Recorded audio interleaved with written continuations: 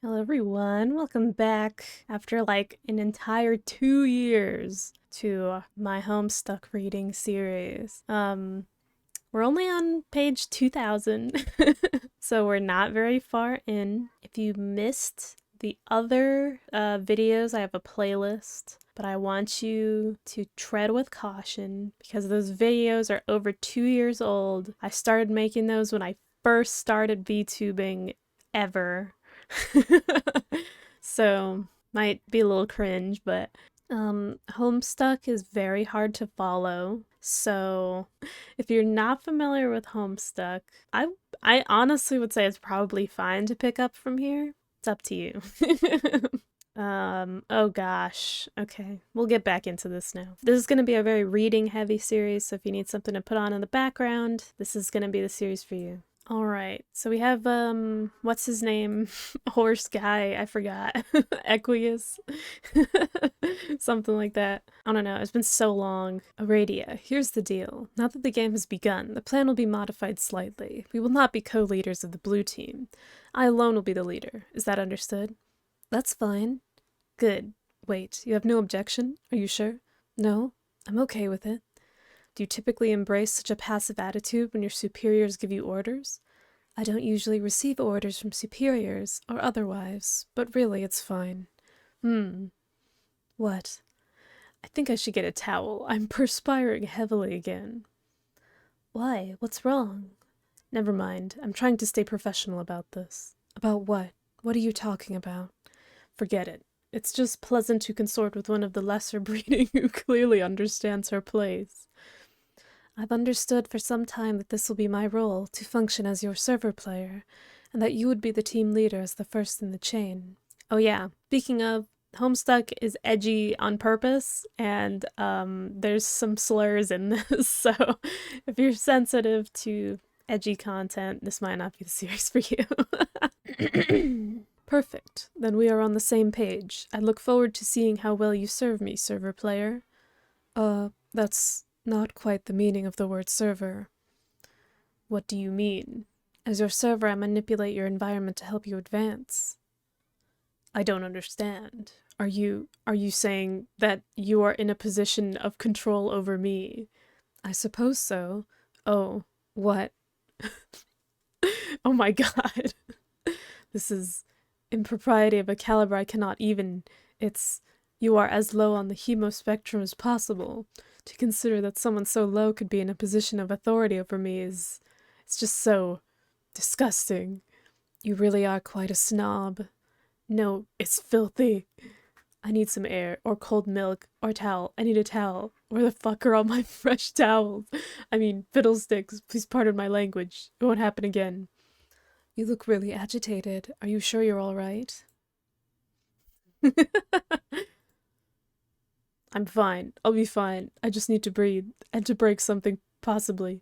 Break something? Yes, it helps me relax. Oh, I think I understand. Do you? I like breaking things. I didn't used to, but now I do. It's fun. Hello? Are you sure you're okay? Yes, you really do look like you're sweating pretty hard. I just need a blasted towel. Wherever did that Thor get off to? Maybe you should break something. Try to calm down. Perhaps.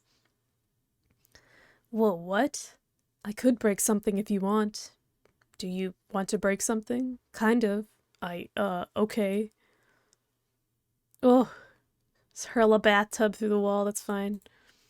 Aqueous, I'm about to throw an abu ablution trap through your wall. Heads up. Yes, that was wonderful. It was pretty cool. But could you please refrain from dipping into the vernacular of commoners? In fact, this is an order from your leader. Call things by their proper names. What? You want me to call it a bathtub? That sounds ridiculous. Nevertheless, do it. Now, could you please, do that again? What? You want me to throw the trap through your wall again? I mean the tub. Yes. Is that an order? Yes. Wait, I don't know. What don't you know? Maybe I don't want to order you to. Maybe I want you to do whatever things you want to do. I really have no idea what you're talking about. You could cause quite a bother for me with the power you wield. I can do nothing to stop you, peasant girl. It's so magnificently depraved. You are so weird. And this is coming from a ghost. Ribbit. I forgot she was a frog. What was that? Are you role-playing now? Stop. It's unbecoming. Sorry. You're better than that. And by better, I mean worse. Much, much worse. Downright coarse and degenerate. Just reprehensibly sordid. Actually, yes. You may roleplay and proceed to deepen this already irretrievable debauchery. In fact, I command it. I command you have free will and do as you please, and continue being bothersome and unpredictably destructive. I mean, if you want. I'm not really role-playing. I'm part frog, but okay, I guess I can break some more stuff. Ribbit. Yes, ribbit again. I can't really control the ribbits. I will make haste through this mysterious realm and find your gate. It will pose no challenge for me at all. Yeah, I know. I will then give you your new body. You may take your rightful place as my subordinate. Sure. Actually, now I'm beginning to wonder. What? Whether I want you to be my subordinate. I hope this doesn't sound too strange. Everything you say sounds strange. Maybe I would like you to be the co-leader again. Okay. In fact, oh my goodness, I can't believe I'm entertaining this thought. It feels just vile. Try not to roll your eyes at me. I don't have pupils. Would you mind terribly being the leader? Fine. But don't tell anyone. You'll be the leader of me, and I will lead all else, when you would, in effect, be the secret leader. Yeah, sure. That's pretty much how it is anyway. Yes, that's the spirit. You take authority well for one of your blood. I don't have blood. Not yet, but your heart will soon beat anew, through it fresh blood and fresh passion. Wow, can you just bring me the robot already? On my way. Ribbit. Strong jump. Such a gorgeous, like, art style. Like, man, this dude can draw. Damn. This poses no challenge for you at all. And we're already here. Wow. Easy peasy. It looks nice. Yes, it is perfect in every way. Ribbit. Do you have a clean towel anywhere? Enter Soulbot. I think it suits you, much more than the form of a levitating ghostly amphibian. How does it feel? It feels different. Okay, but I mean, do you feel anything else? Any sort of stirring sensations? Stirring? Yes, such as sensations which may be stirred by flowing blood and a beating heart. I'm not sure.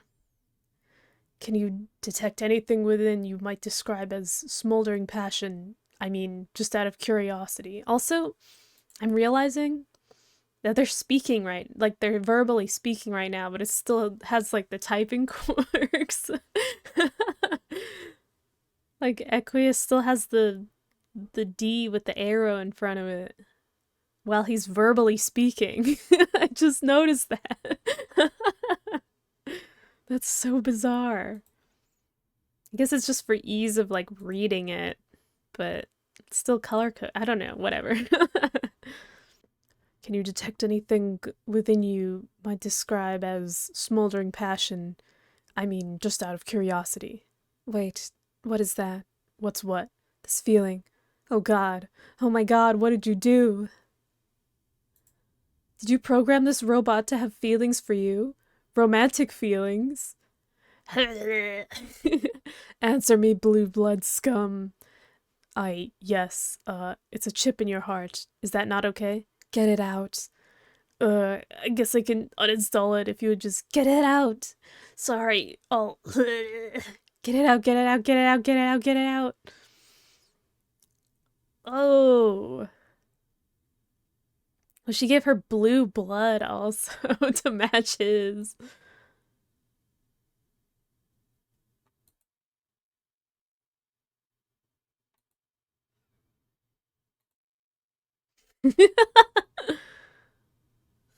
Poor Nepeta. Get her wall. Probably not. You consult your shipping wall. Clearly, some changes are in order. You must admit you didn't see this one coming, even with your remarkable matchmaking acumen. You should probably recolor all the Uradia panels so she looks like a robot, too. It is a major commitment keeping up with all your ships, but it's worth it. That's cute. Durr. Oh shoot, we're back to these guys. Oh boy. Okay, so this is gonna sound preposterous given our last conversation, and I guess practically every conversation preceding it. And I'm probably gonna have to do something completely disgusting like apologize. Even though I'll hate myself for it, I will totally mean it. I promise. Like, really, really mean it. You're gonna ask me to join your team, aren't you? Yeah, how did you know? I don't seem to have much choice now. Aradia kicked me off the good team. Wow, that is great.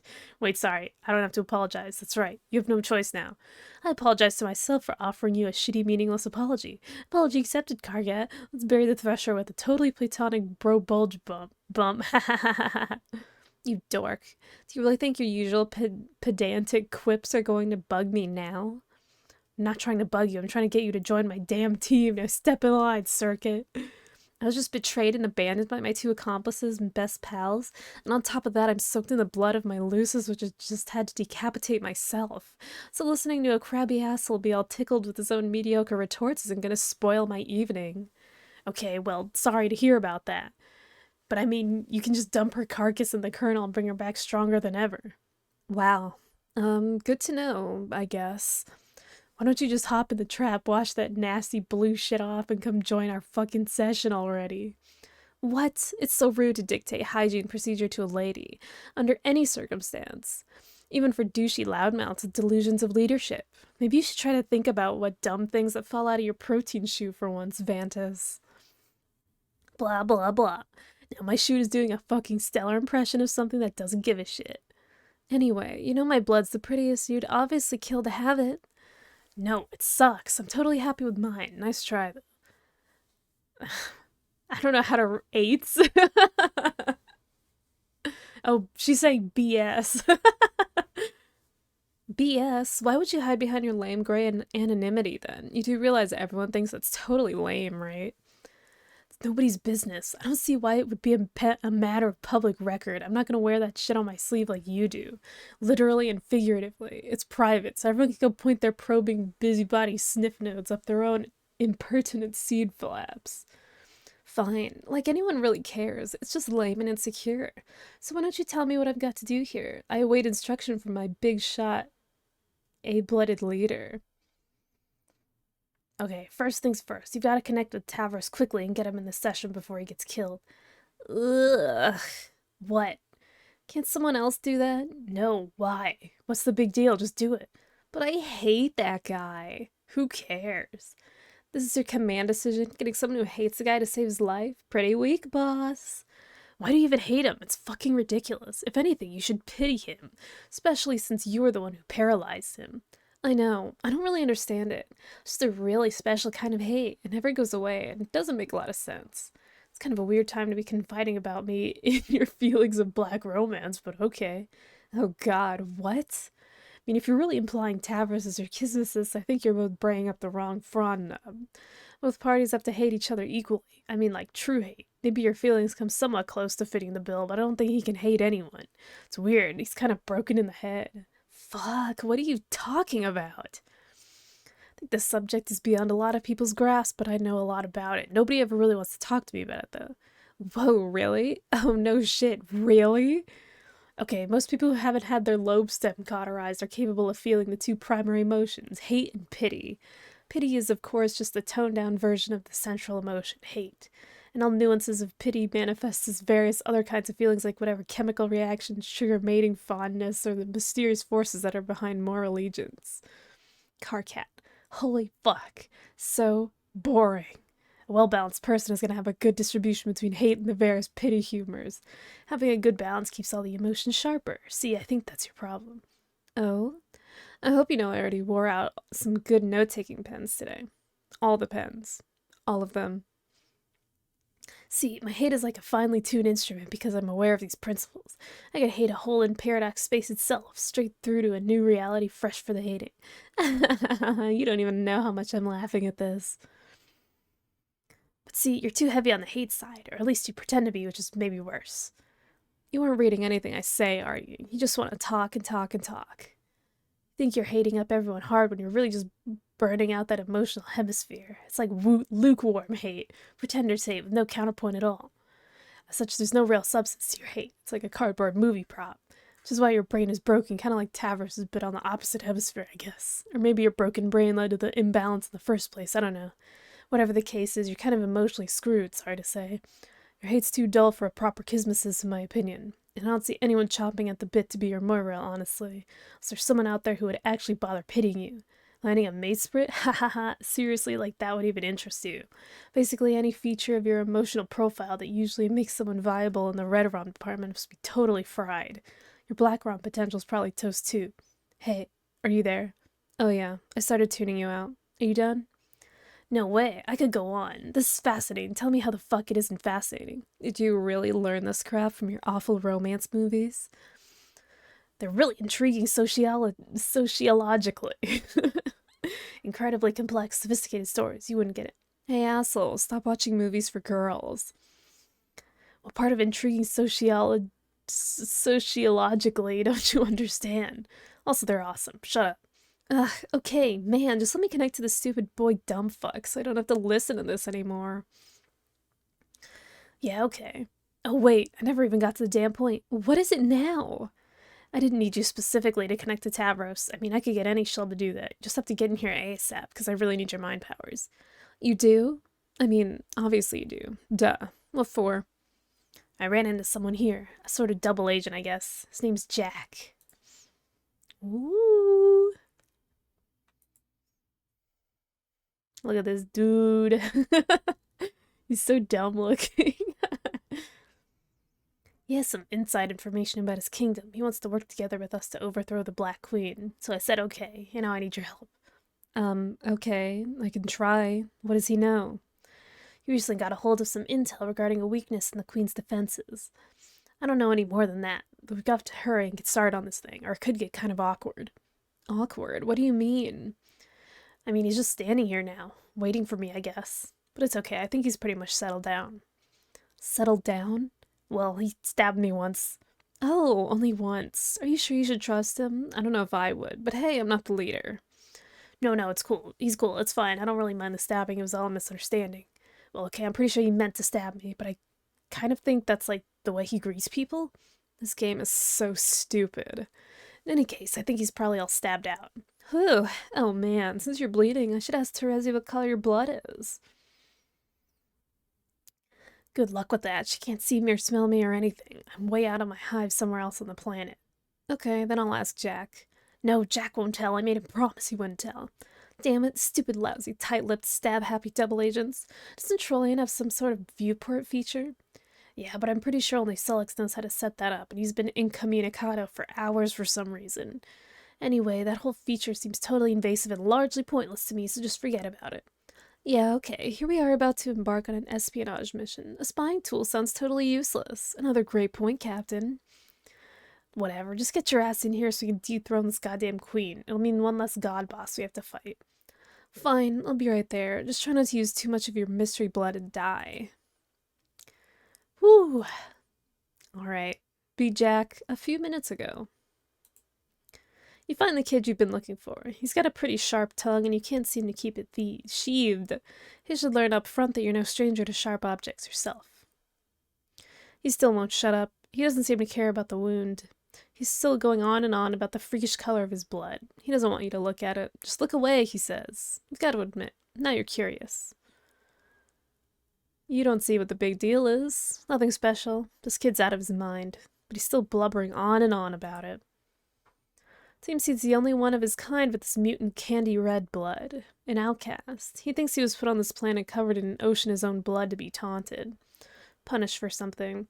Saddest story you ever heard. Gotta do something to shut him up. Ooh.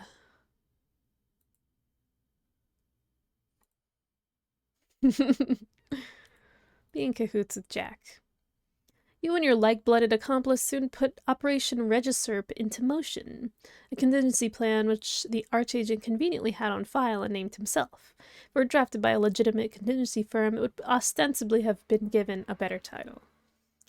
Your whole team executes the plan along the course of its journey, employing espionage, mind control tactics, political sabotage, vicious interrogations, and cold-blooded assassinations.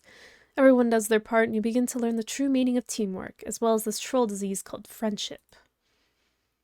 But before a single step is taken, Jack briefs you on the intelligence uncovered by one of his agents.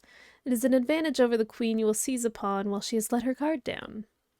With each prototyping by each player, the royalty of both sides would evolve. The Queen with her ring of orbs 12-fold would first take on the claws and rigid carapace of your Lucis, and then the wings and scales of Terezi's young dragon, and then the horns and gills and cloven hooves of Gamzee's fallen custodian. And so it would continue. Though Queen is a vain creature, she has also sworn to her duty. She would be braced for the heavy load of augmentation ahead. She could certainly withstand the 8 eyes of an arachnid. The fairy wings might at worst be frivolous, and the great bullhorns could even be regarded as striking additions. For that matter, the sultry lips of a mother grub might very plausibly suit her. Perhaps she would wear her brave face even behind a dignified mustache, and the centauring of her lower torso could transpire without much complaint. She would dutifully indulge a lactating udder, and when all was said and done, doubling her head count would surely be an insult to 11-fold injury, but nothing she hadn't essentially endured already, all in the name of her kingdom. But she would spare herself all these additional debasements, because before the rest came, there would be one corruption to her figure she could not abide. Her vanity wouldn't allow it. She cannot stand bearing the visage of one of the most loathsome creatures known to existence. So vile is its appearance, so contemptible its purpose. All depictions of the creature, let alone members of its population, are permanently banned from any jurisdiction in the reach of her agents. Those of its kind go by many names, and so does the reviled patron god they herald, the great detestation. King Pond Squatters, speaker of the vast joke, or most commonly, Bilious Slick. His true name is of course forbidden, and wearing his face is where she drew the line. She removed the ring and concealed it in the royal vault, while she was quite sure no one was looking. She then retired to her private chamber from which she would dispatch orders, and no one the wiser of her disadvantage. Or so she thought. Red Team, execute Operation Regisurp. The operation, in time, would be a total success. The banished quasi-royal would make the future Alternian wasteland her home. Until she was given a new purpose. Oh, here we go. But at the onset, you would know nothing of the Queen's aversion to an amphibious likeness, or about her orbs 12-fold, or of any details. You were informed of her disadvantage and would act accordingly. You and your red teammates would work to dethrone the Queen in your session, while the blue team members would take on the entirely separate set of royal adversaries in their own session. This was to be a competition after all, or so you thought. You would begin to notice a strange pattern. The blue team's prototypings would affect the mutations of your session's underlings. And your prototypings would affect theirs.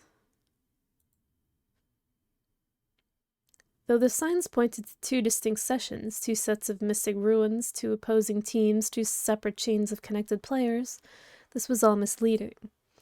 You were joining a particularly unusual bifurcated session, meant from the start to receive all 12 players throughout 2 separate connection chains.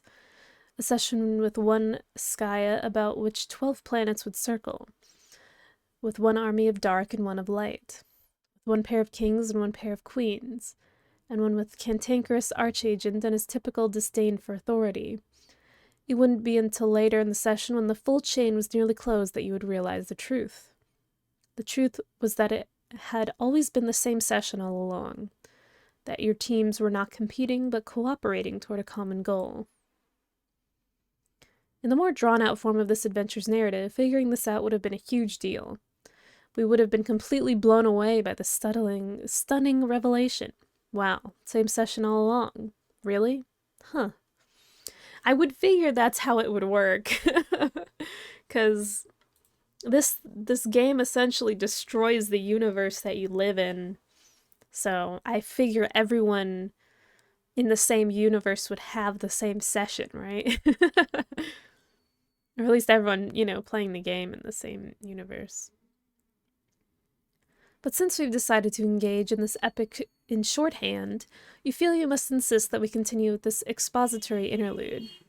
It would turn out that the arrangement of planets looked like this, rather. Bifurcated from each other, each team appearing to comprise a distinct chain in a distinct session without the luxury of the complete picture we see here. It appeared that way until it was time to link the two chains, completing the circuit of 12 and uniting the teams.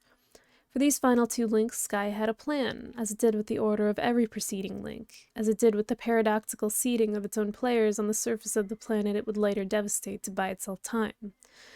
Its plan was as inescapable as all others, as inevitable as the reckoning it would ultimately face. After watching the phrases Mobius double and reach around toggle for a few minutes while in a sort of stupor, you finally snap out of it. Your attention drifts towards these two symbols. You would try to be these mysterious characters, but you suspect you would fail, so you don't bother. They're way too mysterious for you to be them yet. Seriously, what's up with these guys? Do they live underwater or something? What's their deal? We'll learn about them a little later. For that matter, what about this young lady? What is her deal? We'll probably find out about her later, too. It will probably be quite some time before you get to be here. Could very well be pages and pages and pages, and pages and pages and pages. Seriously, it could take forever. Your name is Kanaya Mariam. You are one of the few of your kind who can withstand the blistering Alternian sun, and perhaps the only one who enjoys the feel of its rays. As such, you are one of the few of your kind who has taken a shining to landscaping. You've cultivated a lush oasis around your hive, and in particular you've honed your craft through the art of topiary, sculpting your trees to match the puffy oracles from your dreams. You have embraced the tool of this trade, which conveniently is the weapon of choice for those who would hunt the heinous broods of the undead, which crawl from the sand at sunrise to feast on the light and the living. It would be convenient if you actually hunted them, but it is, of course, far too dangerous, every bit as suicidal as attempting to poach the terrible muscle beasts who roam at night. So you indulge in your bright fascination with the grim through literature. Just before the sun goes down and you join your flora and rest, you immerse yourself in the tales of rainbow drinkers and shadow droppers and forbidden passion. You are one of the few of your kind with jade green blood. As such, you are one of the few who could be selected and raised by a virgin mother grub, an event so rare as to elude documented precedent. She would defend you from desert threats, and through her life would be short, in time you would assure her of progeny. You are one of the few of your kind whose affection for the aesthetic strongly overpowers instinctive regard for the utilitarian. As such, you are one of the few of your kind who has developed a zeal for fashion and design and lively, colorful patterns. You decorate your hive with flora and fabric, as delicately or aggressively as inspiration demands. You are a seamstress, or a rag ripper, or a tree trimmer, or a lumberjack, whichever you care to be, and your unique hive is equipped with a great supply of advanced technology to accommodate your interests.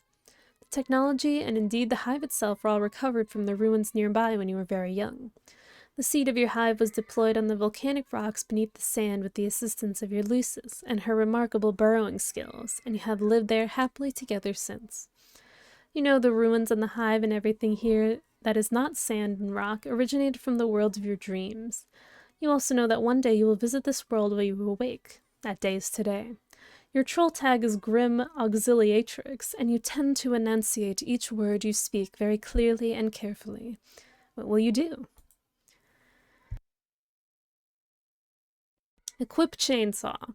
What chainsaw? You're quite sure there's no chainsaw laying on that bookshelf. There is, however, a tube of lipstick on the floor. Fine, equip that then.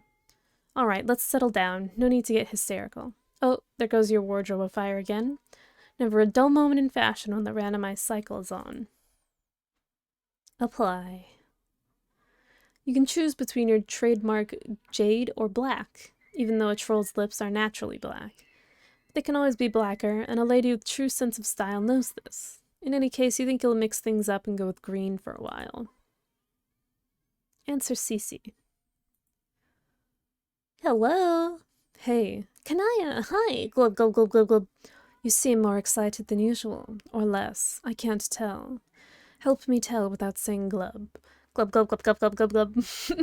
I'm going to type this face now, even though no one knows how to make a mouth do a question shape like that.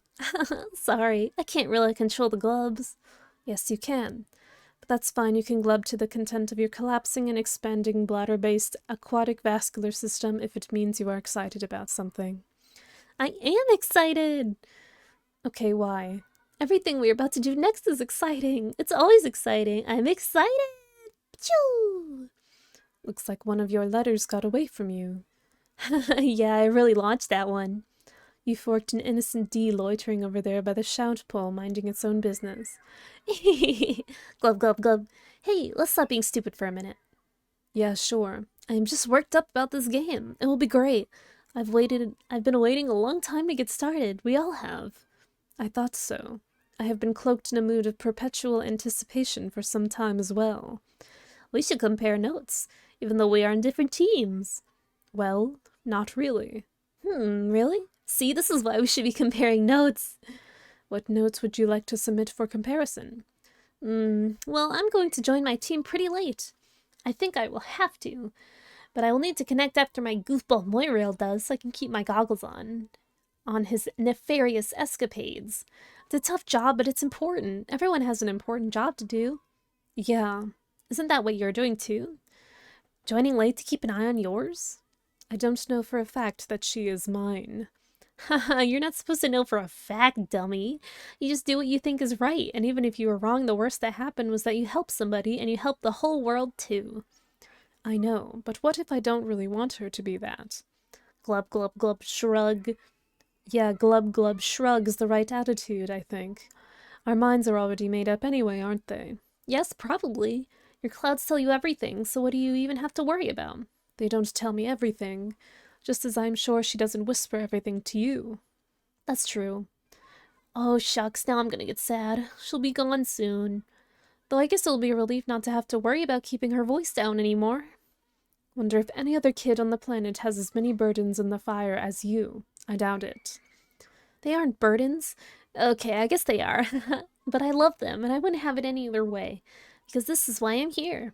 On that note, I think I'm going to have to say goodbye to her. Maybe you should too while you have the chance. Even though I'll see her again soon, which still seems kind of strange to me. But that's why this is all so exciting! Kanaya, bye! I love her. Check on Lucis. You had nearly forgotten. Today her time would come. Maybe you should be there in her final moment, but then it isn't exactly final, is it? Death is pretty confusing without the finality. It's too late. You better change back into your work clothes. No point in getting a good dress dirty. She brought you this far. Now to live up to your end of the bargain. Splorch. Captcha log that thing. You secure the matriarch through your chastity modus. Safe and sound. You will serendipitously discover the key to unlock this card when and only when you are ready to use this item and not a moment before. Look at this mess. All this blood and sunlight is stirring bright feelings within. You often fantasize about being a true rainbow drinker from your literature.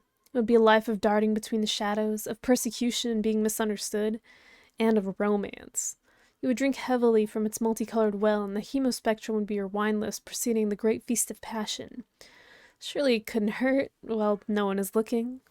Just a taste. Blech. Metal with Moirail. What? Just wanted to know, is your Lucis dead yet? You then proceed to have the rest of this conversation we already read, bugging and fussing and meddling through the special and magical union one can only describe as being in more allegiance with one another. At least, that's how you would describe it, maybe. Troll romance sure is confusing. You will put her out of your mind for a while. It should be hours before you have to connect with her anyway. Might as well pack this thing up and head inside. Oh, what now? What could this guy want? It never ends. Answer CA. Can't make her talk to me, do something. Who? Your no good conniving fucking backstabbing girl crush, that's who. Overstating our relationship won't make me feel very cooperative. It's paler red than that, okay? Psh, that is a fucking laugh, and you know it. Everyone does. To help Help me out. Tell her to talk to me. I think she blocked me. You got to. Why do I got to? I don't got to, and every time you take my help for granted, I feel like I got to a little less. Whatever, you are so the village two-wheel device when it comes to auspice. You can't let a grudge go by. You won't stick your busy stem betwixt so you can get with the program, fuzzy fangs. If your slander weren't so predictable, I'd block you too for saying that. Has it occurred to you she may have blocked you because you are very overbearing? I just said that aloud now, and your silly accent had a private moment of enjoyment.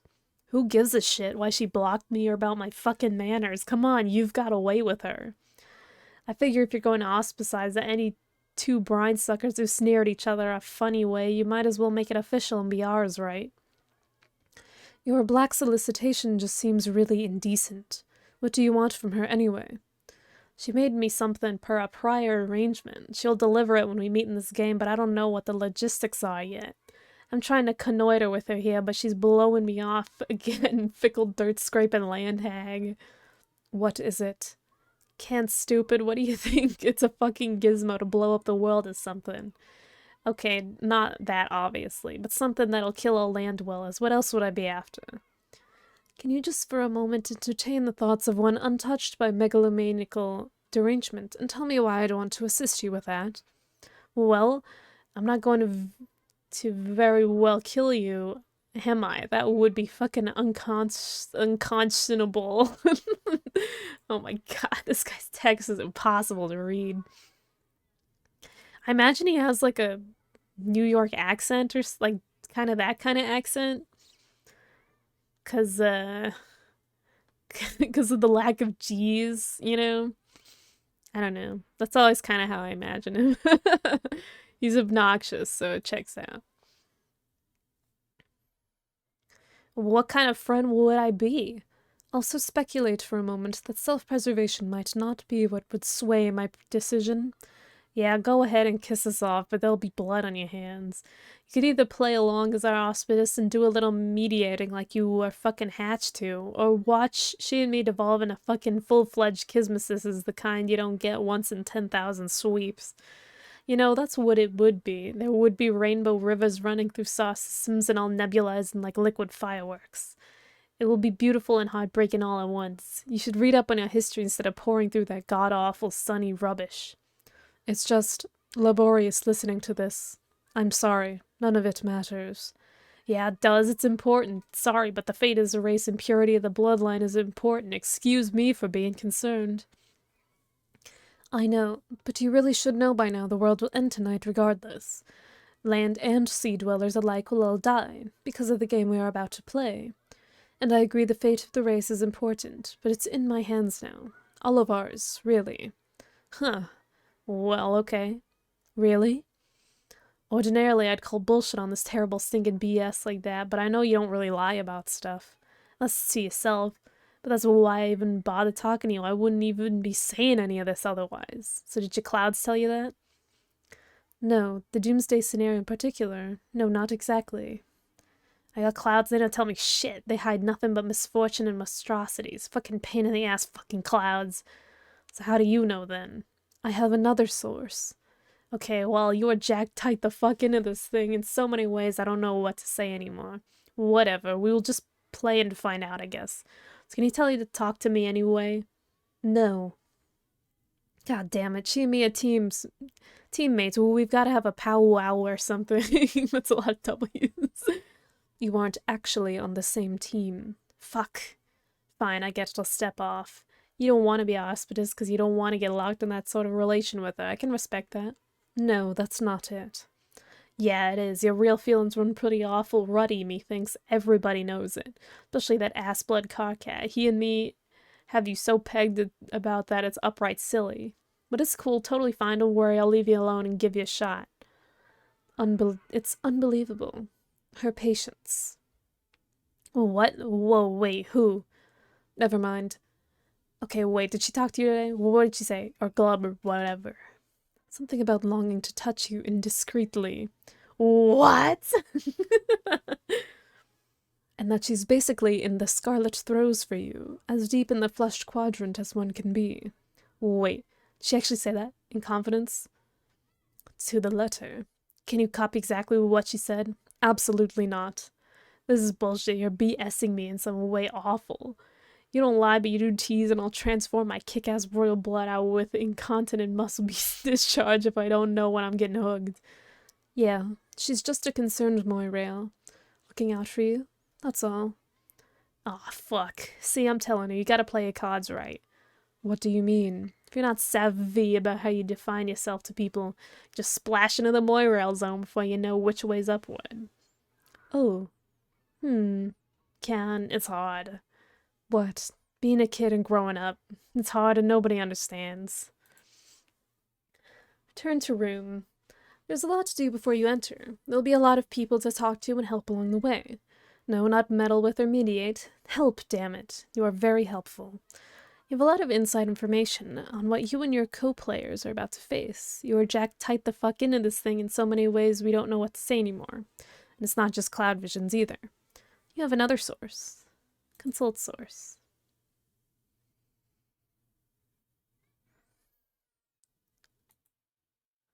In one dream, the clouds pointed you to the address of a server hidden in an obscure pocket of a realm unknowable to mortals. It contains a journal written by a young member of an alien species. She has documented her experiences playing the game you are about to play. You can only assume this took place a long time ago. This race is likely ancient, preceding yours by millions of sweeps, maybe billions. I like to try and imagine the adventures of these players. Were they successful in repopulating their race? Did they manage to protect their matriarch and hatch a new mother grub? Could they hold together, or were they torn apart by complex social dynamics, the matesfordships and moral allegiances and auspitisms and kismessitudes that will surely plague your group along the way? How do you read this group?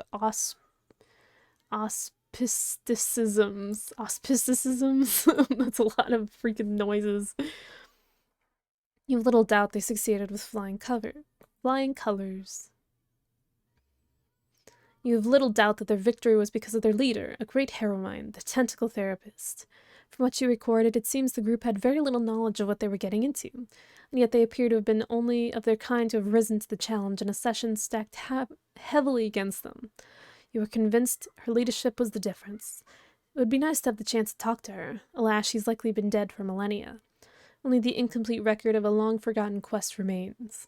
On the other hand, if you were to discover her quest ended in failure, it might be somewhat disillusioning. But that thought never crossed your mind. Tavros. Enter. Having narrowly dodged obliteration, you take your place as the page of breath in the land of sand and zephyr. And in time... Tavros! Go outside and look what I built for you. You're gonna flip. Okay. I think this is probably meant to antagonize me. What are you talking about? Look at my beautiful building. Don't you think it's about time someone got a little creative with this game? Maybe? Everyone always wants to do things the boring way. Didn't we make a truce, Tavros, that we would try to be less boring from now on? You don't want to break your truce with me, do you, Tavros? No? Great. Now get climbing. Please don't read this as a boring thing, I hope, but it's physically impossible to do that, mostly. Man, I knew it. Toria Snooze is back in action. Why don't you, not a boring way, build more inclined surfaces like you did over there? We could color them with fun colors so you don't think they're boring and get angry at me some more. Built that ramp because we're in a hurry to save your life, remember? A dead Tavros is even more boring than an alive and Tavros by a slim margin. My surf structure is lovely and I'm not changing it. Hop out of your wheel device and get climbing. Climbing. Or crawling. Whatever. Stop being so helpless. It's pathetic. It will take a long time. What's the rush? You're in the game safe and sound. Look in the sky. Do you see any meteors? I sure don't. But there are imps around and I'll be sort of defenseless lying down on stairs. You did not use that excuse. We both know you can commune with these things. Hey, why don't you physically command them, psychically command them to carry you up? Oh my god, that's a great idea. Once again, leave it to Vriska to come up with creative solutions. I wouldn't really want to make them do that. I just don't understand why we can't do this the easy way. What good would that do you? Whatever the purpose of this game is, it makes you work hard for it. That way we become stronger along the way and are better prepared for whatever's next. Remember when we used to flap together? It was the exact same principle, and that's why you were always outmatched. You were too soft and not well prepared. Nothing comes easily, Tavros. That's why we go through the trials in the brooding caverns when we're young. To make sure we are strong when we come out. Do you remember the trials, Tavros? Not very well, no. Well, I do, and they were a bitch. But now that I think about it, it would make perfect sense if your trials were really easy by some mistake. That is why you were such a soggy phlegm sponge and why you got picked by such a sad, frail little Lucis. But that's okay, it probably wasn't your fault, just a bad break. You're lucky you have me as a server player so I can challenge you and help you get strong. Now hop out of that seat and start climbing. I'll deliver the device to you when you're at the top. Climb, pupa, climb! Maybe I should ask Tinkerbell about this. He's really smart, now that he can talk. No, you don't need help from your lame bull fairy. He's only holding you back. He's my friend. God, pathetic. This is getting frustrating. Why did I have to get stuck with this useless bastard? Just my luck. Do you have any idea how inconvenient this is? Do you have any sympathy for what I'm dealing with here? You're so inconsiderate. You just sit there looking smug. It's infuriating to even look at you. You haven't even thanked me, or apologized for that matter. Thanks, Briska, for saving my life. Also, it sure was brave and heroic and pretty of you. Also, I'm sorry from the bottom of my nook. Seriously, how hard would that have been? Okay, thanks, I guess, but sorry for what? For being a useless shit, you ass. You want me to apologize for being paralyzed? Yes. Say you're sorry. I don't mean to be rude or boring, but that's ridiculous, given, the circumstances. Bullshit. It's something called basic decency and civility, you fudge-blooded bore. Now get down on your useless wobbly knees and apologize. No, I don't want to. Apologize, pupa. Apologize. Say you're sorry for being such a useless shit. Whee! Summon Rufio. Now she's done it. She's spoken the mighty inner fury that is Rufio! Fortunately, Rufio's not real. He's imaginary, a fake. Like a made-up friend the way fairies are. Continue to be sad and alone. Whee! She's so awful. I feel like this piece of media is so of its time. Like, it's so unapologetically awful.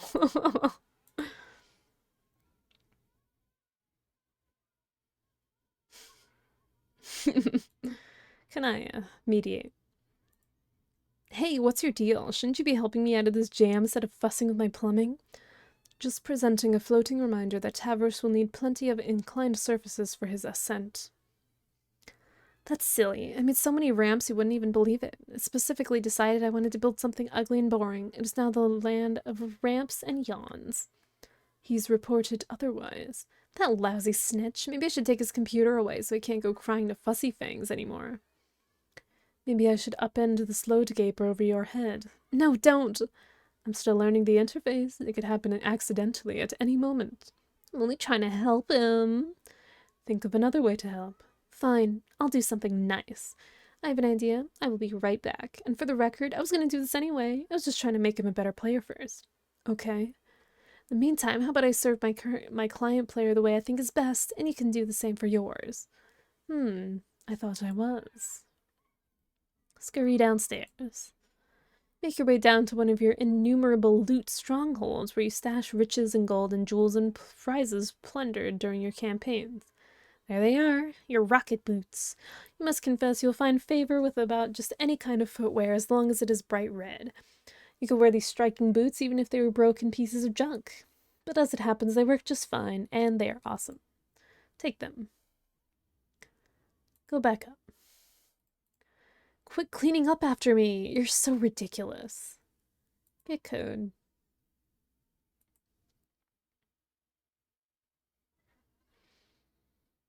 Shoes. Send code. Alchemize. Whoa. Fly, pupa. Fly. And again, in time, leered fearsome entourage into ruins. Confer with teammate. Yes, another piece fits. We're making some strict progress on this puzzle. Oh, that's cool, I guess. So where do you think is the next one? I don't know. Probably buried in the stupid sand somewhere like all the others. Okay, that's mostly what I was thinking too, but it certainly doesn't sound like you think the puzzle's cool. This puzzle sucks. All these puzzles suck. If I have to help you put one more dumb slab of boring rock in another stupid wall indentation, I'm gonna put an indentation in my desk with my face. But, it looks like a frog, and that's kind of fun. Snore. These puzzles are for wigglers. Also have a way better puzzle than this in my heyday as Mindfang. Oh, look, some ruins. Oh, look, another mysterious recess in the wall. I wonder if it probably fits in there. It probably just opens a secret passage to more wall indentations. I'm so over this puzzle. But they're necessary to solve, aren't they? To find new magic artifacts and things and learn more about the lore of this land. Tavros, let me let you in on a little secret about the lore of your land. It's boring. The minds of your consorts are very soft and impressionable, as easily manipulated as all those imps you've been bossing around. I've picked apart their tiny little lizard brains and seen through all the smoke and mirrors of their riddles. I've gotten to the truth they're guarding, the great big mystery behind this planet. Do you know what it is, Tavros? No, it's bullshit. Meaningless, boring, fanciful bullshit wrapped in flowery poems to keep you guessing. That leads to one thing anyway, and that's what we should put our attention on. Real gamers cut to the chase. They power through all the nonsense and go for the gold. They cheat, Tavros, and it's time you learned to start cheating. I thought I was kind of cheating by making friends with monsters. Well, it's a good start. You're bending the rules and getting stuff done. Okay, I'll admit, I'm fairly impressed with your progress so far, even though you probably haven't killed even a single enemy. No, don't bother. I know you haven't, but maybe that's okay. Maybe it's just your style and your real strength is surrounding yourself with allies who are much stronger than you. Like me. I'm sure there's probably one way up the etcha ladder. In your case, probably the only way is to roll gently up the etcha ramp. The path of the invalid. Yeah, I agree. But I think it's time to stop fucking around. You need to be challenged more. I've been designing a quest for you that should test your true limits. Oh, is that what you were doing all this time? Yes. I mean, not that I don't appreciate it, but don't you have your own quest to do? Yeah, well, after she got me in the game, Kanai just left me in the lurch, probably because she's dealing with her own crisis now. But just as well because I was starting to get nannied hard. You wouldn't believe it. Nannied? So I had some time to kill. I drew you a map. Whoa. Here, take a look. It marks what will be your new destination, where you will find the ultimate challenge.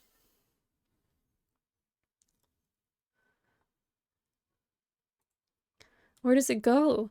I've determined from your consorts that there is a terrible monster deep underground. It guards a hoard of treasure bigger than either of us can imagine. It's called a denizen, and it's the boss of your whole planet. Tavros, you'll go and face your denizen. Won't that be too difficult? It'll be the most powerful adversary you've ever met. You can handle it. I believe in you. Thanks. I mean, I respect that you have lots of piratey bravado about this stuff and you type fast about it, but I think this is foolish and unsensible. It'll probably just get killed realistically. Maybe. That's the risk you take by being a brave adventurer. But it's a good opportunity to apply your cunning. Maybe you can rally a large army to send to your will and overwhelm the monster? Who knows? It's up to you. This is it, Tavros. It's time to sink or swim. Maybe I should get Kanai's advice, or maybe Karkad, since he's the leader. No! Oh god, every time. Always going and getting others to bail you out. Anyway, Kanai's missing in action, and Karkat's had his head up his nook with his new stabby hate friend. Neither can help you. It's just hard to figure out if you think this is a good idea strategically, or if it's more just a thing where you harass me but sound excited about it. Tavros, I know nobody believes me about this, probably not even a gullible dope like you, but I actually care about your advancement as a player. Everything I've done has been to make you stronger. Okay, I still don't know what to believe about that. Ugh, you're useless. I'm done talking about this. Now shut up and point that cherry vehicle of yours towards the X on that map. Next stop, Gate 7. Let's go. This isn't optional. You know very well that I can make you go to that gate whether you want to or not. But I would rather not have to come to that. What will it be? Advance or advance? Okay, I'll go. Oh, one last thing. Equip your Boy Skylark outfit. This'll be Pupa's last stand. I mean, sit. Point cherry vehicle toward X on map.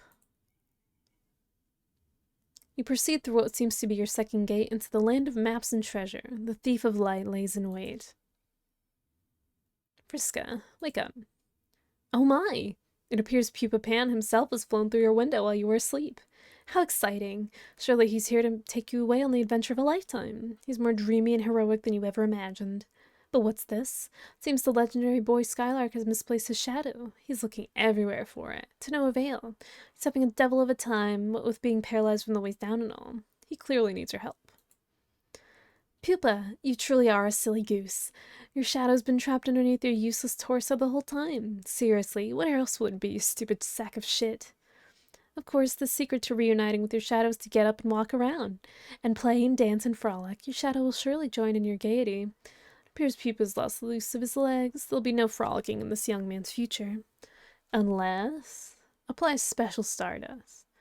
Everyone knows that just a pinch of special stardust along with a happy thought will allow any boy to get up and walk again.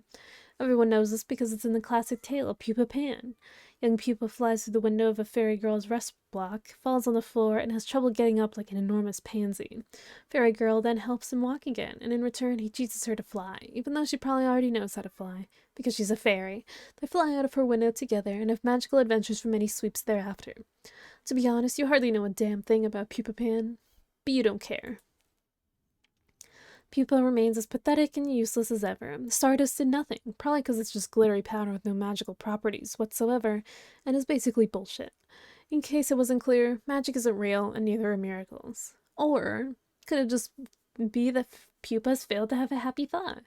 Your duty is clear, you'll have to make him have happy thoughts. Make Pupa have happy thoughts.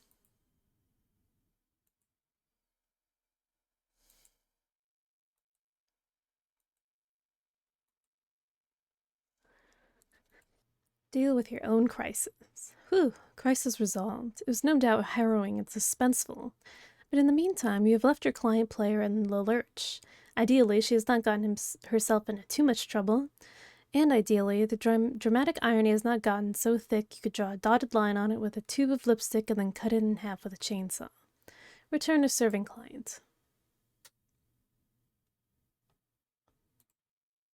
So that's why she had you make this dress for her, and you just went along with it like a sucker. Ugh, you are such an idiot. There, sweetheart. Kanaya, it's hard. Being a kid and growing up. It's hard and nobody understands. Try to understand. The problem is that when the subject of troll romance is broached, our sparing human intellects instantly assume the most ingratiating posture of surrender imaginable. But we will do our best to understand regardless. Humans have only one form of romance, and though we consider it a complicated subject spanning a wide range of emotions, social conventions, and implications for reproduction, it is ultimately a superficial slice of what trolls consider the full body of romantic experience. Our concept of romance, in spite of its capacity to fill our art and literature and to rule our individual destinies like little else, it is still just that. A single linear concept, a concept usually denoted by a single symbol. Troll romance is much more complicated than that. Troll romance needs 4 symbols. Their understanding of romance is divided into halves, and halved again, producing 4 quadrants. The flushed quadrant, the calignous quadrant, the pale quadrant, and the ashen quadrant. Each quadrant is grouped by the half they share, whether horizontally or vertically, depending on the overlapping properties one examines. The sharpest dichotomy, from an emotional perspective, is drawn between red romance and black romance. Red romance, comprised of the flushed and pale quadrants, is a form of romance rooted in strongly positive emotions. Black romance, with its calignous and ashen quadrants, is rooted in the strongly negative. On the other hand, the vertical bifurcation has to do with the purpose of the relationship, regardless of the emotions behind it. Those quadrants, which are concupiscent, the flushed and calignous, have to do with facilitating the elaborate reproductive cycle of trolls. Those which are conciliatory, the pale and ashen, would be more closely likened to platonic relationships by human standards. There are many parallels between human relationships and the various facets of troll romance. Humans have words to describe relationships of a negative nature or of a platonic nature. The difference is, for humans, those relationships would never be conceptually grouped with romance. Establishing those sort of relationships for humans is not driven by the same primal forces that drive our tendency to couple romantically. But for trolls, those primal forces involve themselves in the full palette of these relationships, red or black, torrid or friendly. Trolls typically feel strongly compelled to find balance in each quadrant and seek gratifying relationships that each describes. The challenge is particularly torturous for young trolls who must reconcile the wide range of contradictory emotions associated with this matrix, while understanding the nature of their various romantic urges for the first time. Of course, young humans have this challenge too, but for trolls, the challenge is fourfold. Examine flushed quadrant. When two individuals find themselves in the flushed quadrant together, they are said to be matesprits. Matespritship is the closest parallel to the human concept of romance trolls have. It plays a role in the troll's reproductive cycle, just as it does for humans. This is pretty obvious. Not much more needs to be said about this. Moving right along. Examine Calignis quadrant. When a pair of adversaries delve into this quadrant, they become each other's kismesis. As one of the concupiscent quadrants, it plays a role in procreation as well. There's no particularly good human translation for this concept. The closest would be an especially potent arch-rivalry. For instance, human players would never be able to accurately diagnose the relationship between the queen and her archagent. But troll players could immediately place it as a dead ringer for kismesitude. They would think they were all pretty stupid for not getting it, and they would be right. Trolls have a complicated reproductive cycle. It's probably best not to examine it in much detail. The need to seek out concupiscent partners comes with more urgency than the typical reproductive instincts. When the Imperial drone comes knocking, you better be able to supply genetic material to each of his filial pales. If you have nothing to offer, he will kill you without hesitation.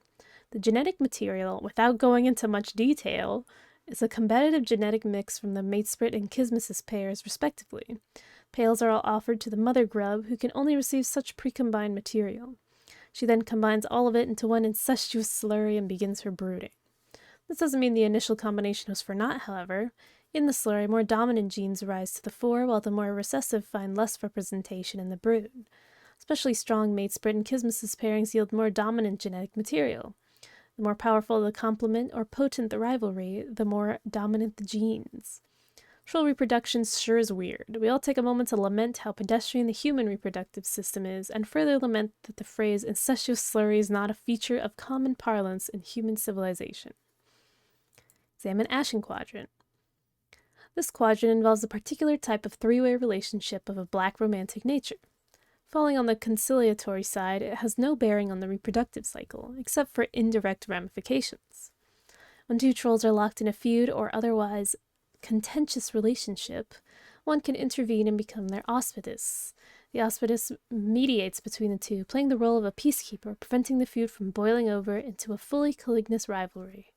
Since such lesser feuds are quite common among trolls, there is a significant need for auspicizing parties. Without them, too many Ashen feuds would become Calignis and lead to conflict with other exclusive kismesis relationships, leading to a great deal of social complexity and sore feelings, even more so than black romance usually involves. Without auspicism,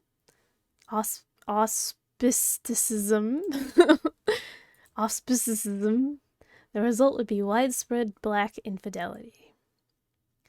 The relationships each quadrant describes tend to be malleable, if not volatile, especially in the concupiscing half where more torrid emotions reside.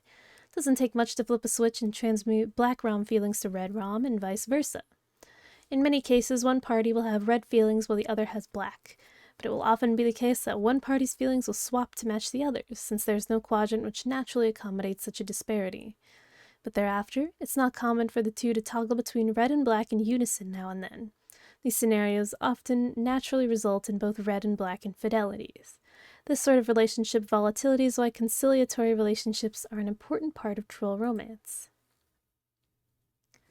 In auspicious, I think that's how it is, auspicious,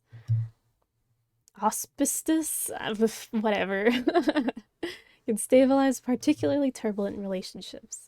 If the auspicious fails to mediate properly or has no interest in the role, or perhaps has different romantic intentions herself altogether, then the relationship often quickly deteriorates into one of an especially hostile and torrid nature. There are many outside factors and influences tugging and pulling these relationships in different directions, and unlike humans who have very orderly, simple, straightforward romantic relationships without exception, trolls exist in a state of almost perpetual confusion and generally have no idea what the hell is going on. Being confused by troll relationships is one thing we do have in common, though. Examine Pale Quadrant. This quadrant presides over more allegiance, the other conciliatory relationship. A reasonable human translation would be the concept of a soulmate, but in a more Platonic sense and with a more specific social purpose. Trolls are very angry and violent race. Some are more hot-tempered and dangerous than others, to the extent that if left to their own devices, they would present a serious threat to society, or even to themselves. Such trolls will have an instinctive pale attraction to a more even-tempered troll, who may become their moirail. The moirail is obliged to pacify the other, to function as the better half. The two partners in a strong pale relationship will serve to balance and complement each other's emotional profiles, and thus allow their other relationships to be more successful. It's often ambiguous, especially among young trolls, whether a bond formed between an acquaintance is a true moral allegiance, or the usual variety of platonic involvement. Furthermore, romantic intentions of a more flush nature can also be mistaken for paler leanings, much to the frustration of the suitor. But some pale pairings, as the one above, will be strikingly obvious to all who know them. And yet, others will seem to have been hatched for each other. Wait, more troll romance exposition, please. God, you just can't get enough of this, can you? That would have been a great point for a transition out of this illustrated sociological study, but okay, if you insist. Now see, what's going on here is, it's perfectly simple. When the full matrix of troll romance is in action, we have, hey, why don't you figure it out? You should be an expert in all this by now anyway. Later, our troll hero would have to try to explain this to our human hero, attempting to convey the nuance of troll romance through a nearly verbatim recitation of the preceding excerpts. He would try to describe how rich and textured the troll romantic comedies were compared to the one-dimensional schlock of our human cinematic counterparts. He'd barely scratch the surface of troll Will Smith's virtuosity with the delicate lattice of troll romance, as he would assist the bumbling fudge-blooded troll Kevin James through the interwoven minefield briar patch of red rum and black rum entanglements, all while sifting through his own prickly romantic situation and ultimately learning the true meaning of hate and pity. But would they succeed before the Imperial drone came knocking with his thirsty pails at the ready? Yes, they would. But John didn't understand any of this because he's a moron, and just wouldn't shut up about his god-awful bullshit Earth movies. He would just go on and on about that garbage. But if there was one theme to be hammered through his thick skull, it would be the troll's cultural preoccupation with romantic destiny. Yes, the romantic landscape is rife with false starts and miscues and infidelities, red and black, but every troll believes strongly that each quadrant holds the one and only true pairing for them, and it is just a matter of time before the grid is filled with auspicious matchups, the mysterious channels of troll serendipity. In short, their belief is that for each quadrant there exists a pair or triad of trolls somewhere in the cosmos that were made for each other. Wow, another great transition. You wonder if it'll stick this time. You have no choice but to take a stab at the rare and extremely dangerous 2x transition combo. Looks like it worked. So who is this guy anyway? Okay. I'm back after a short break. I have installed a mod that will remove any naughty words. Because I don't know, it's such a core personality trait of Homestuck to have a bunch of slurs in it. But I don't want to say slurs, so I installed a mod so that I don't have to do that. That's the gist of it. But let's keep going. Your name is Aridin Ampora. Do something awesome. Wait for it. Wait. There she blows.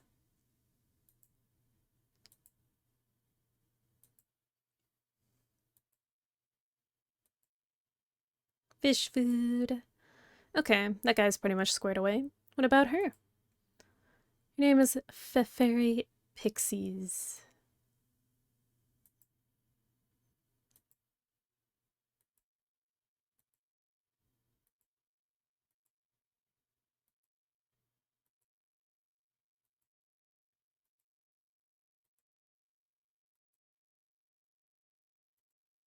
Fairy, go home.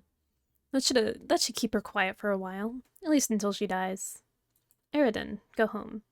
That should keep her happy for a while, and make a freshly orphaned troll somewhere pretty sad. Examine block. You conveniently return to your respite block so that we may study your variety of interests. This is very considerate of you. Flowing through your veins is nearly the richest blood the hemospectrum has to offer, and the penultimate on the scale.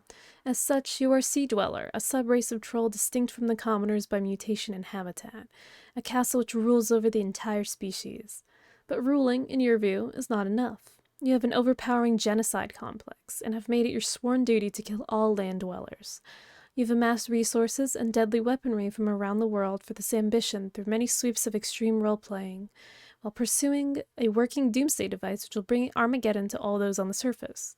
Haven't had much luck with that, but maybe tonight's your night. You hold a fascination for military history and legendary conquerors. You've dubiously modeled your profile and exploits after the most notorious figures and their stories, which are bristling with the glory of victory and the sting of defeat and political machinations and romantic intrigue. It is an image you are careful to craft through exaggerated emotional theatrics, and your penchant for mass murder notwithstanding, people tend to regard you as a bit of a tool. You also like magic, even though you know it to be fake. Like a made-up friend, the way wizards are. Made up to believe fakey fakes. It's still fun, though. Your troll tag is Caligula's Aquarium, and you speak with a very weird sort of wavy sound and accent. You hold off on doing anything for the moment on account of courtesy to fellow royalty. Feferi, examine block. The subject of courtesy, you have also returned to your block so we can get a better look at you. Again, quite considerate. Royalty sure is civilized. You are also a sea dweller. You have the most noble blood possible, the only of your kind known to possess it, and the only to share it with Glug a deep-sea monster known as the Rift's Carbuncle, emissary to the horror terrors, or, in more hushed tones, speaker of the vast glub. This makes you the heir apparent for Alternian rulership, which ordinarily would place you in a considerable jeopardy. Her imperious condescension would steer the flagship from the fleet and make an attempt on your life herself, if not for the protection of your monstrous lusus. And if not forewarned of your race's extinction by the whispers of all of that lusus, you would have big plans for the throne. All the plans. All of them. You'd redefine what it means to be culled in troll society. Under your rule, it would mean caring for the unfit and infirm rather than exterminating them, and you've put this idea into practice by culling the fauna of the deep. You tend to wild and beautiful aquatic hoof beasts, grooming and feeding them daily. You capture and cage cuttlefish by the thousands for their own good, and also because they are funny and colorful and you love them. They often swim through the bars of their cages, but that's fine. You run your whole palace as a sort of wildlife adoption facility, even if the wildlife's need for care is dubious at best and the scenario really just amounts to an elaborate role-playing scenario. Still fun, though. You also look forward to using your reign to unite the two races. You were told you would do this one day by our Lucis, even if it does contradict her message of extinction. Oh well, you suppose not all prophecies can come true. Your troll tag is cuttlefish color, and you have a hard time not getting really excited about practically everything. What will we both do? Eridan and Feferi, do something ridiculous. Yes. Fuck yes. Hell fucking yes. Bother Feferi. Hey, Glub. Glub? Yeah, What is it? What? I'm wondering if you can actually forego the exaggerated emotional theatrics for once and actually tell me what's on your mind. Nothing's on my mind. Why can't I just fucking talk and glove at you for a reason I don't have? Well, fine, but you don't want to hear it. Yes, I do. We're supposed to talk to each other. That is what moirails are for. Whatever. Glub. Ugh. Would you take the chip off your nub and tell me what's the matter? Yeah, well, okay, since we are the palest of pals a guy could ask for, I will tell you, even though you only humor me as usual since you don't agree with my agenda. Any of my agendas, really. None of the agendas. None of them. Are you fretting over another one of these dumb contraptions? See? More condescension. You are going to make a hell of an empress. No, I'm not. But that is beside the point. None of your plots to kill the land dwellers ever turn out, and every doomsday device you get your hands on turns out to be a piece of junk. So, I gotta keep trying. That's how all the great military masterminds become great, through upright perseverance. I think deep down you stack these plots against you so you fail because you know it's wrong. It isn't wrong. I'm not going to explain it to you again. At this point, all you need to know is it's important to me and I'm doing it for us. I mean, our kind. Nobody understands, not even you. This is the last time I will say this. We are not better than anybody. Glub. Shh, Hemo Spectrum begs to differ. If you're sickened by them as you say, why do you spend so much time on land? You can't have the sort of affinity for our kind that you profess if you've only spent, what, a few days underwater? Maybe? In your whole life? Whatever. I have to keep an eye on them up here. It's all about tactics. What about your friends? Do you ever think about them? If they are beneath you, then they have to die too. And I know you like talking to some of them. You say you hate them, but I think you are pretending. History is full of cases where conquerors consort with members of the enemy in a mannerly way before wiping them out. Even going as far as growing fond of some. It's only civilized. I have a fishy feeling that his stupid doomsday machine thing is just another excuse to consort with someone in particular. All your feelings are fishy. Glub, glub, glub, glub, glub, glub, glub. Ugh, don't you glub in that tone of glub with me, mister. A glub in whatever dumbass bubbly sounding fish noise I want to glub. Oh shit, you are angling for so much trouble now. Okay, let's not get into the whole fucking fish pun thing again, okay? Like, we get it, we are nautically themed. Okay. But yeah, I don't know. I don't know why she ignores me. I guess she's just bored with me. We had it all set up for her to give me this thing tonight that probably doesn't even work, but yeah, maybe that wasn't the point. I mean, you think we have a pretty good rivalry going right now, or at least had. It was pretty fucking bitter and contentious for a while, and then there was some good chemistry, and I don't know what happened. I guess I wouldn't really know. Sometimes people just drift away, I think, or aren't as into the quadrant as the other wants to be. So you really think your feelings for her run that dark? Doesn't matter, like I said, she's bored shitless. I guess I'm not as good adversary as I thought. That is so ridiculous. Any girl would be lucky to have a kismistress as diabolical as you, especially that one. Who knows what her problem is? She has issues. Well, okay, thanks for saying so. You know, I'm not sure why we never talk about our romantic aspirations.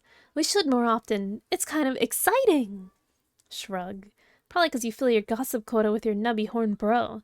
You leave nothing left to talk about with your dear sweet Moirail. We're supposed to help each other with that stuff too, remember? Maybe. Seems kinda odd, though. Stupid fishy face is what's odd. Have you ever thought about that? Fine. Well, those are my stupid feelings. What about yours? Seems to me like you get along well with everybody to be harboring any black sentiments. Yeah, I can't think of anyone I feel that way about. Maybe I'm just not old enough to have those feelings yet. We're still pretty young, you know. Yeah. So, okay, those are your black leanings. What about red, Eridan?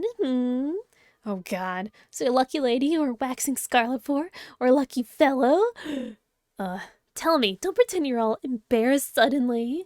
Okay, Fuff. This is none of your damn business. I gotta go. Be back later when it's time to play. You know what that means. Go get a beverage. Another emotionally exhausting conversation. Too many feelings and problems. It couldn't be any clearer to you. You and the Sea Princess have splashed down hard into the Moirail zone. Now you don't know which way is upward. Perhaps tonight you will reveal your true feelings toward her and end all these exaggerated emotional theatrics once and for all, one way or another. You need a stiff drink. But, ugh, not this swill. You're not that desperate. Check fridge. You pay a visit to what the common land dwellers refer to as a thermal hull instead of the more aristocratic and especially esoteric and alien-sounding term, a refrigerator. Open it. Bunch of unbelievably shitty wands tumble out. Of course you knew these weren't here. You're not even sure why you looked. Go get a beverage. Another emotionally exhausting conversation. Too many feelings and problems. That guy. Talk about a high-maintenance Moirail. Perhaps tonight you'll reveal your true feelings toward him and end these exaggerated emotional theatrics one way or another. You need a sugary drink. Glub. You decide to unwind and take your mind off the drama for a little before starting the game. You nearly forgot this is going to be an exciting night. Everything you are about to do next is exciting. It is always exciting. You are excited. You unequip Sidon's Entente, a double culling fork, a legendary weapon reserved for royalty and generally only used for ceremonial purposes. Eridan, disarm. You unequip Ahab's crosshairs, which is yet another legendary weapon, about as powerful as your kind Abstratus will allow. You plundered it from a ghost ship during a particularly challenging campaign. It was the same old Gamble against ship from which your accomplice at the time also plundered a set of extraordinarily powerful dice. You almost feel sorry for the adversaries you will face tonight. They will likely pose neither team much challenge at all. Unless one of the links in the prototyping chain includes something especially huge and monstrous, but really, what are the odds of that happening? Father Vriska. On the subject of your old accomplice/rival, you guess you'll try talking to her one more time, even though you know she won't answer. You know she is bored shitless with you and your drama. You are almost starting to not care about the stupid doomsday device, which probably won't even work. She probably knows you know it won't work. She's probably put all the pieces together and knows it was an elaborate ruse just to be in cahoots with her again. And she went along with it playing you for a chump. You are such an idiot. Yeah, see? No answer. Bored shitless just like you thought. She has much hotter irons in the fire than you these days. But it wasn't that long ago that you were the hottest iron. At the height of your prowess as Seagriff's, Marquise Mindfang and Orphaner Dulscar were an alliance in an unmatched terror and in competition unbridled tempest. Either way, spoils were typically traded and shared. No levels were left for anyone else to gain. None of the levels. She would have the victims of your conquest to walk the plank, while you would reap the custodial spoils. And while yet another partook in not revelry, but necessity. She had to keep her fed to keep her calm, to keep her terrible voice down. She would erase her above a whisper, trolls would begin dying. First the lesser bloods, those more physically susceptible. She raised it to a shout, all on the planet would die, land and sea dwellers alike. And if she were ever to get really upset, she might release the vast glub, a psychic shockwave that would exterminate every troll in the galaxy. In truth, it would be all too easy to solve the land dweller problem once and for all. Maybe you just need to lighten up on the feeding schedule for a while. Maybe you'd be just a little too busy to bother with that hassle for once. Or maybe you could even happen to be off your game for a spell. It happens, even to the best sometimes. But nah, it would make her upset. More emotions, more problems, that's all you need. Sometime later, the Witch of Life takes her place in the land of dew and glass. Woo! Theft, are you in? Yeah, that took forever. I was getting worried, kinda. Yeah, it was a pretty close call and it got kinda complicated, but Sulix finally came through, and now I believe the full chain is complete. Man, that guy, he's a fucking drama machine. It is fucking pathetic. Your stupid fishy face is the drama machine that does nothing but whine and glub. Fuck, sorry. Anyway, you shouldn't say that about him. He's a hero and he saved my life. Yeah, sorry, I was just really worried and stressed out. I thought you were dead. I didn't even get to thank you for saving my life or really for anything, and I just spent all this time here worrying and thinking about stuff. And I've decided I have something I want to tell you, something I've been meaning to get off my nub for a while now. Oh, really? That's good. Actually, I have something I've been meaning to say to you, too. Whoa, really? What is it? You go first. Okay, but this isn't easy to say. Yeah, I know. It's okay, maybe I'll understand more than you think. Might even be saying the same thing. Okay, I hope so. I think now that we're both in this game and have left our world behind, and you can no longer pose the danger to our people that you had always planned to, I think it's not really necessary for me to be your Moirail anymore. Whoa, wait, what? I'm really sorry, Aridin. Just has been so hard looking after you and keeping you out of trouble. It's taken its toll, and honestly, I am really exhausted. Fuck, this isn't what... I don't know, I wasn't expecting this at all. Not sure I can handle this. I'm sorry. It'll be the best for both of us. We can just sort of be regular friends instead. No, please don't. Look, I'm being serious here. Don't do this. I won't even use my weird accent while I type, okay? So you know I'm being really dead serious and honest about this. Okay, I am being serious and honest too. See? Okay, good. Are you sure you aren't being hasty about this? You've just been through a lot. I mean, we're supposed to be fated to be Moirails, aren't we? That isn't how it works. You can't just throw all that away because you're sick of me. I'm not sick of you, Aridin. I still really like you. In order to be destined for more allegiance, both people have to be on board, don't you think? But I cannot do it anymore. So I think it just wasn't meant to be all along. And really, you just don't need me anymore. You're free to do as you wish. We both are. I can't look after you anymore. I didn't ever need anyone to look after me. I was totally fucking fine. My ambitions were noble and really none of your fucking business, quite frankly, Your Majesty. The only reason I put up with sticking my flipper in this fucking shithole quadrant with you was what? Never mind. Tell me. Okay, fine. I apologize for losing my shit over this. I was just caught off guard overall. But maybe it's a good thing, really. Actually, I might have been proposing the same thing, to be honest. Oh? Yeah, Steph, have you thought about, since you don't want to be pale with me no more, possibility of some other type of arrangement with me? What do you mean? I mean, something a bit more kind of reddish, like brighter red. No, I hadn't thought about it. Okay, well, what do you think about it? Now that you're thinking about it. I don't know about that. Why not? I thought you said you liked me. I do, but I don't know if it's really in that way. Couldn't it be, though? Don't you think there's room in your collapsing and expanding bladder-based aquatic vascular system for those feelings? I just never had a chance to consider anything like that. I spent all my time worrying about you and trying to keep you from killing everybody or hurting yourself. It took all my energy. I don't think I have anything left for those feelings either. Oh, God. What? I'm the biggest fucking idiot who ever lived. I can't believe I just opened up to you like a chump when I knew it was coming. I am one sad fucking brine sucker. Over-emotional, sappy trash, you're right. I'm not better than anybody. I'm worse than everybody. Everybody. All the bodies. Stop. God, will you just clam up for once in your life? Always carping and carping and carping. You go completely overboard with your emotions, always looking to reel in drama wherever you can. I'm up to my gills in it. I just can't summon the strength in it anymore. I cannot believe you are doing the fish pun thing while you're breaking up with me. Real nice. Whoops, I mean real nice. Sorry. But really, this shouldn't be as bad as it sounds. When all is said and done, I am still your friend. We have left our world behind. Everyone is dead and there's no use in worrying about it now. It's over. Time to play this game and focus on something building new and exciting. So hang in there, Eridan. I have to go now. Solix is in serious trouble and I have to go help him. Bye! Wait, don't go. Glub. Tough. Feels bad. Feels bad. Proceed to gate. You're free! Check on Solix. Bro, are you okay? Hey. Oh god, what have I done? Solix, please tell me that's just honey. Please tell me that's just honey. Please be honey, please be honey. Ah, okay, make believe time is over. Oh god, oh god, oh god. It's all your fault. You couldn't get him in before the glove. There, you blubbering goddamn pansy.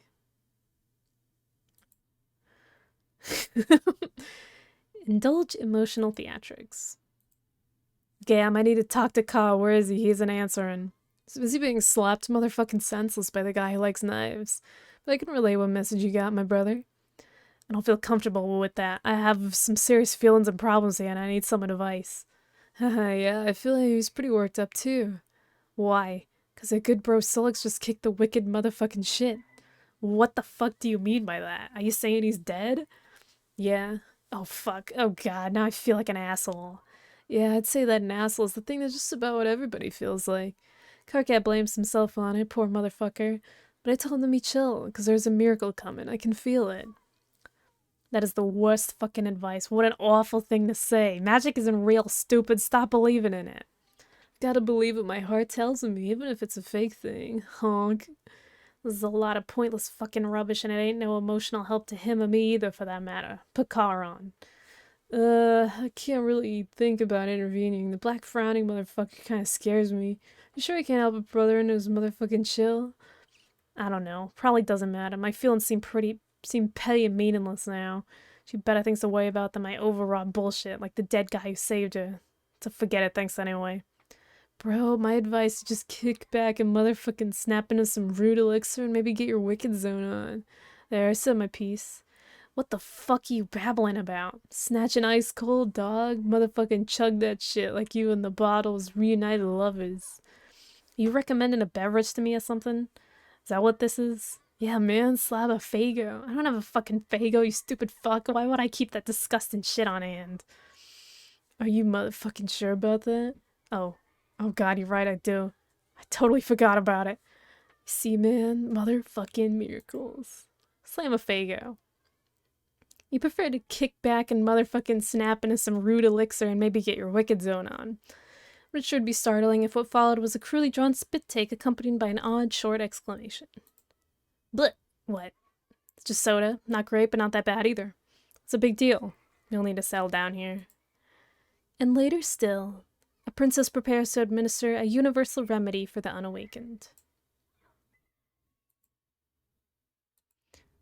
A little kiss. Blech! Hey kid, never got a chance to say how much I hate you. Every last one of you.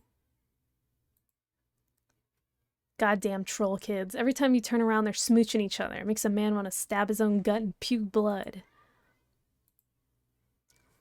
It is like I'm the kid from the never-ending story. I was chased by some bullies into this fucking attic, and now I'm watching more people kissing and stuff, basically forever. How many meta layers removed can this story can we get? This attic is spooky. I wish those bullies would just leave me alone. Later I'm gonna ride a long magic dog through the sky and fuck their shit up. Ugh, this troll pain is making a mess. This was such a bad idea. Quick, become more meta while AH is brooding.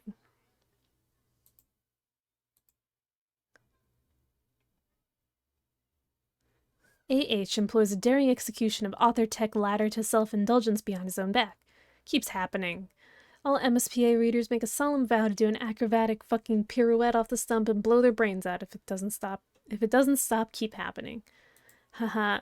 Get back to the story, jackass. Excuse me? Oh, I'm sorry. Am I not going fast enough for you? Well, quite frankly, Your Majesty, I don't think you realize what kind of hell I've been through. Do you have any idea how long I've been trapped in this attic? Do you have any idea how fucking scary it is in here? Do you have even the slightest clue how many times that wolf head over there scared the shit out of me? Wolf? Ah! This is ridiculous. No, this is my life we're talking about here. Bullies, wolves, musty attics, huge spiders. Did I mention the spiders? Let me tell you, I got hella spiders up in this. Fuck, this horn fell off. Damn it, piece of shit. Wonder if there's any glue in here. Oh, screw it. Do you have any idea how much power I wield over you? To what extent I can ruin the shit you step in with that squeaky clean Sunday loafer you used to stomp that bookmark and stamp that F5 key day goddamn in and day fucking out? Do you possess even the most infinitesimal kernel of cognizance for the degree of which I can make the shorn, shivering weasel that is the totem spirit representing your wretched fascination with this website squeal in heart-rending remorse? It would be so easy. I could snap my gray smudgy fingers right now and make you read all the troll romance exposition segments all over again, back to back to back to back. Oh, you don't think I'll do it? Oh my god.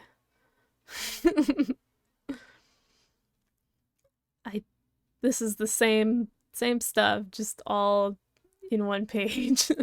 Wow. Booyah. That's what just happened, bitch. Alright, now you're definitely trolling us. Come on.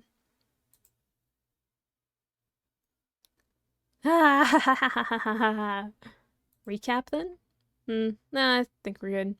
Reel it in. Yeah, okay. Guess I've trolled you guys enough. Where were we? Oh yeah, Slick. Move this along. It's bad enough you had to watch this broad smooch a corpse and this kid bawl his eyes out once already, even if it was centuries ago. Next. Oh, for the love of... Why would they even design a button like that if it doesn't print the right advancement characters? I'm getting really tired of mashing the equals key.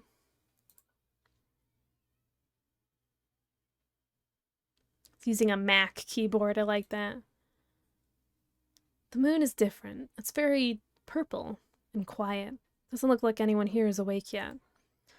Not like the yellow moon you were just dreaming about. Plenty of friends there, all up and around, making a racket.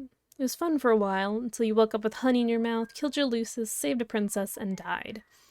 Luckily, you had a couple lives to spare.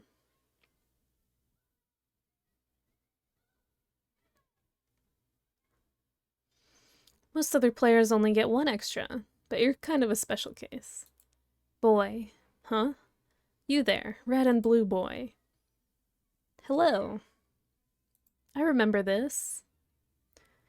I did not get the chance to formally greet you. I suspect this is what made you angry. But worry not, I have been brushing up on your troll etiquette. Pardon me while I consult the appropriate pages. It will only be a moment. This book is very thick. Just what you need. Another voice of the imminently deceased invading your head. Haven't they caused you enough trouble already? Get it out. Troll etiquette sure is confusing. Get it out, get it out, get it out, get it out, get it out. Oh, geez. You've wasted enough time on sleeping and dying. You've got to get back to adventuring while the adventuring's good. Also, get out of those stupid pajamas. Pachoo! Get back to adventuring. The revived Mage of Doom returns to the land of brains and fire for a surprise rendezvous with the Witch of Life.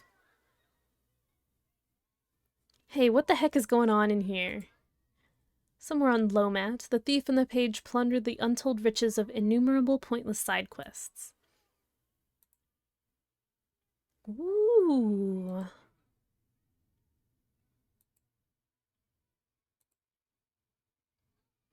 The thief is proving useless, completely unresponsive to commands. You'll need to rely on someone else, someone less stubborn, someone craftier. 8th Exile, type switch to.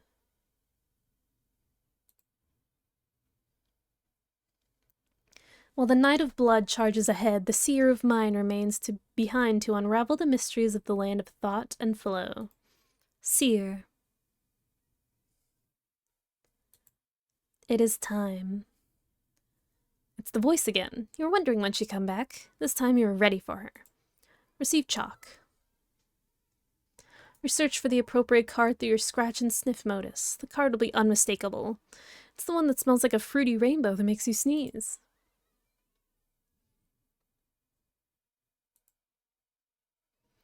Terezi, inquire.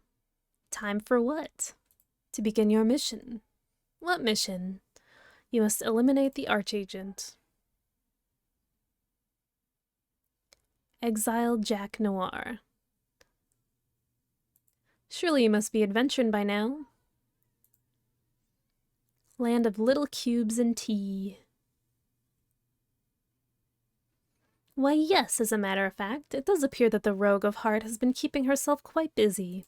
Aggress.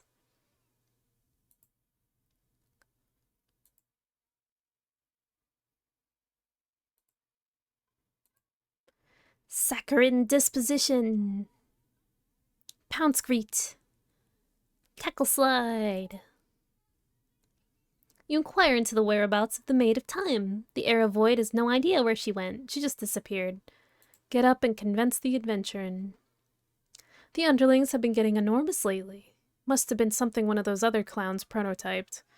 Speaking of clowns, answer Cardcat.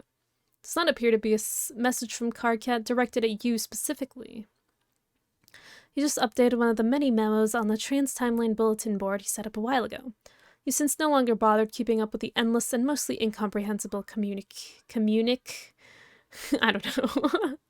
But while checking the update, you can't help but skim through the first memo in the long sequence, which was written hours ago from your present perspective.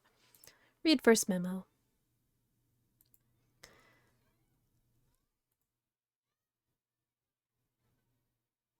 Okay, I think this is a good spot to leave off for today's episode. Next time, we'll start reading through this memo and see what Cardcat has to say. Reading through this, it's been such a long time. I'm like kind of remembering how cringe this is, especially with like Homestuck's position in like pop culture. Nobody really knows what Homestuck is anymore, I think.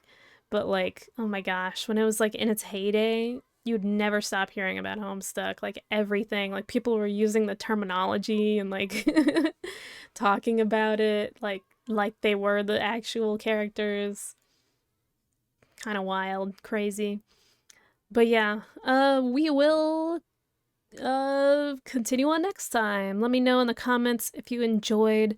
Hope this was interesting for you. The plot is kind of getting confusing, but but that's okay because this is Homestuck. So, I mean, I don't know if you have questions, you can try to comment them and I'll try to answer them. But yeah, like the video if you enjoyed. I'll see you guys next time. Bye-bye.